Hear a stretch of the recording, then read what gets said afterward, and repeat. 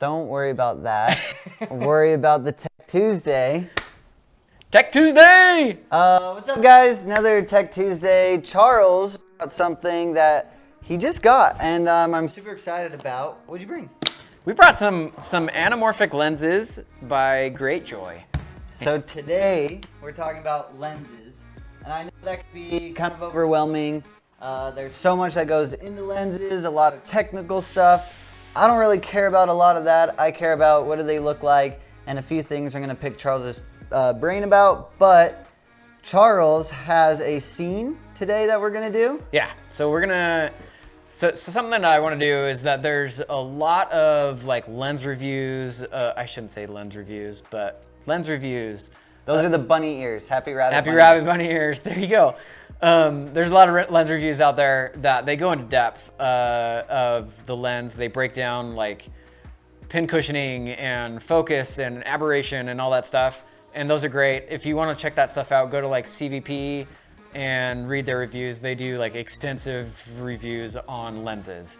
Check those out. What we want to do is show you whether or not this set of lens or any set of lens that we go through in the future is going to work in a cinematic scenario. You know, how do they like hand off to ACs? Are they easy to handle in your hands? Can you pull focus on them remotely with a follow focus? And Charles may use some like technical terms in this, and a lot of things you may be like, what is that? Definitely Google it, do some research. We're not going to explain everything, but we're just going to mainly like touch on the basics overall on these lenses. Or ask us in the comments, and maybe we'll do a video of it in the future. So, what is an anamorphic lens? As soon as you said that, I noticed you have 3 lenses in here, but right off the bat, someone who doesn't know, what's an anamorphic? Yeah, so like anamorphic character. So that means that we get the bowing that you get on the sides with an anamorphic. The bokeh is consistent, and oftentimes with the anamorphic, which is what I like about anamorphics, is you get like out of focus on the top and bottom of the frame as well, and consistent lens flares as well. Now we have companies like GreatJoy, we have Vazine, and there's a couple others out there. Yeah, DZO.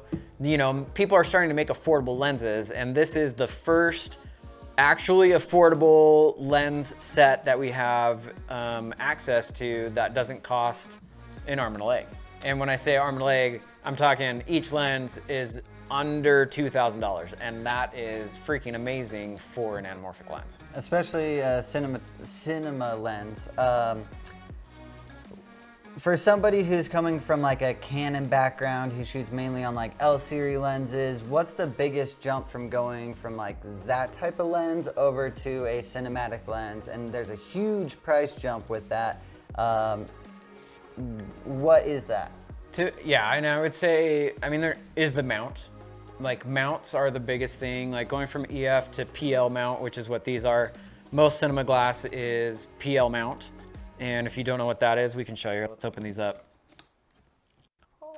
And so as you know, like Canon lenses work with Canon mounts, EF, RF, and most cinema lenses are PL mount. And then all or most cinema lenses come with then adapters that will then adapt your lens to most mounts. Yeah, so if you don't know, a PL mount is this positive lock. That's what PL stands for.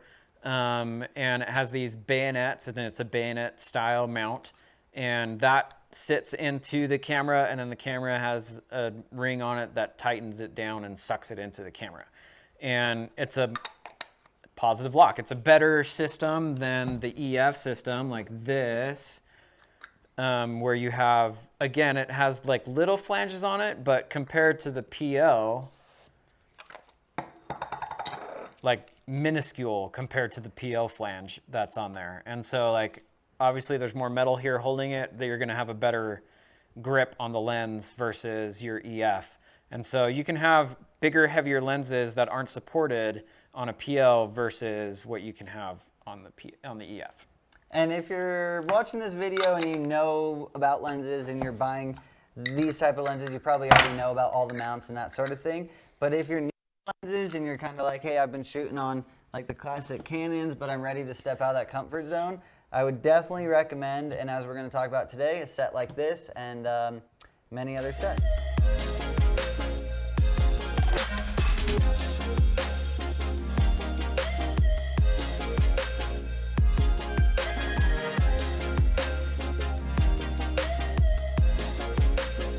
Pull these out, dude. So we have all three. We have the 85, 50, and the 35. And I was able to hop on the Kickstarter and order all three of these when they came out, not individually. I didn't buy them together. I got them as they individually came out. That's why we have them fairly early. This is not a sponsored video. We are actually talking about these lenses because we genuinely like them. We are genuinely interested in them. Yeah. And we genuinely think if you guys are interested in an anamorphic lens to get started with, this is a great set to get going. When you're looking at an anamorphic lens versus, call it a normal lens, what's the biggest thing that you're going to get out of a anamorphic lens? What does it do? So you're getting characteristic. And this is what a cinematographer does when you hear a cinematographer going into the rental house and they prep and they're doing lens tests. What they're doing is they're looking at individual lenses to see what character they have. For example, an anamorphic lens has the oval bokeh, as I'm sure you all know. You also get a little bit of curvature towards the sides of the lenses. You'll have on what I love about anamorphic is you get out of focus at the top and the bottom of the frame as well. So I kind of love it all, but that's part of the reason why we love anamorphic. And my favorite part is you get, anytime you're using a flashlight or shooting into lights, it adds a sweet little streak. A workaround that definitely does not look as cinematic is just doing like a blue streak filter in your matte box. But to really like get that look and to really make your stuff stand out using an anamorphic lens, definitely do that for your cinematography. Yeah.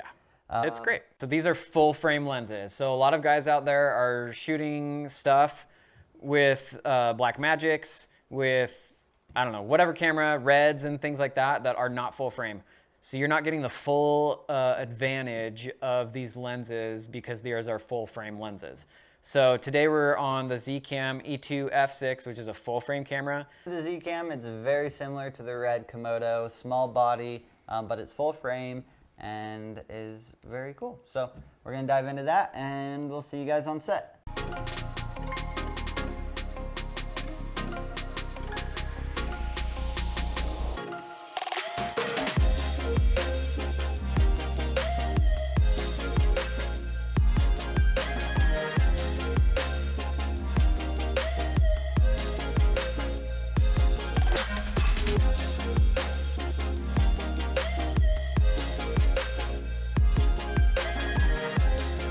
All right, we just got done on set. Tyson's gonna throw a little edit together. What should we title this one, Charles? I think it's Tyson and Alex go on a date.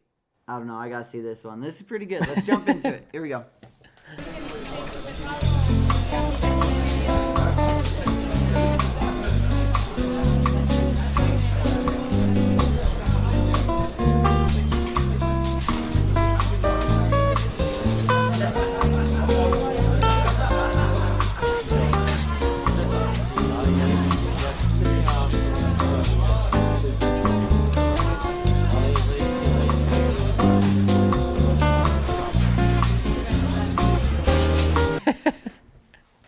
All right, that was pretty good. I loved it. It seemed like the boys were having a good time. I didn't know if they're actually at dinner, if they're on set faking it.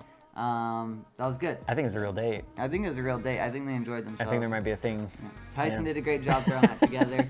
But let's talk about these lenses. Charles, first opinion. What were your thoughts? Honestly, the 85 is the best lens, and I think we all know that. Everybody that knows GreatJoy knows that the 85mm is the best. And it's one of my favorite lenses. I mean, an 85 just looks... It does. On the full frame, it looks amazing. That being said, we know that there's issues with this guy, the 50. And that was the first lens that they came out with, correct? Right, and you know, and they came out with it, and then the community told them a bunch of things that they didn't like about it, and GreatJoy came out with the 35. And and then the community said, hey, there's a bunch more things that we don't like, and then they came out with the 50 or the 85. Wow, I'm on point today. And so the 85 is definitely the best one because they've had this behind it to make it perfect. So they started with the 50, made the 35, then came out the 85. Do they sell them as a set, or do you have to buy them individually? You can buy them as a set, you can buy them individually, and you can also buy it with the case. And so there are some different things, though, from the 50 to the 235s. One that stood out to me is here on the caps, I was noticing that they're completely different. Yeah. So what happened is, can you take those lens caps off? What GreatJoy did is the squeeze factor on the 50 isn't consistent as you focus. So as you get closer on the focus, the squeeze factor changes at its closest. I think it's a 1.65, where it should be a 1.8. And don't quote me on those numbers, it's in that range. And so everybody complained about that, and so what they did is they did this on the 35 as well, but this is open, so I'll show you here. They changed the anamorphic element from the front, like it was on the 50, and they moved the anamorphic element to the back. And I don't know how that works because I don't do That's like science physics. Stuff that we don't know. But if you get the set, I think my biggest thing was that is if they look different, that's on purpose. Yeah, and that's the reason why, is because they moved the element here so that way the squeeze factor is consistent. So on these two lenses, the 35 and the 85, the squeeze factor is consistent throughout your focus range. It's not so here. So people are using diopters to fix it for the close focus stuff, or you just don't get as close with the 50. Copy that. Yeah. I think my favorite thing that I was noticing was the bokeh on these lenses. It seemed like it was just a nice, clean. It didn't have any harsh edges. It seemed like a nice little oval. Did you like the bokeh? I did, actually. All the lenses, I feel like they all do play well nicely together. They really, I was actually nervous about that because Yeah. they made them at different time frames and they're adding different features. They still complement each other really nicely.